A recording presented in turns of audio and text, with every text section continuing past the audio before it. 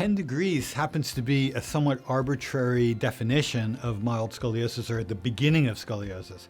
And when I looked back into the history, because I was curious, like why 10? Why not 8? Why not 9? Why not 12? So I looked back into the literature, and what I found was really surprising. I found an article from the New England Journal of Medicine. Actually, let me rephrase that. It wasn't an article. It was a letter to the editor by an orthopedic surgeon who suggested that 10 degrees might be an appropriate level to diagnose scoliosis at. And yet, for whatever reason, that cut. And now everybody holds 10 degrees, but that's where it comes from. It's just something of an arbitrary comment, a letter to the editor, New England Journal of Medicine. Thanks for watching. I hope you found all this information helpful.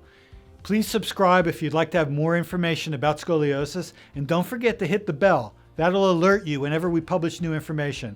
And if you've got any questions, write them in the comments field, and I'm going to make sure to address them in a future video. Thanks for watching.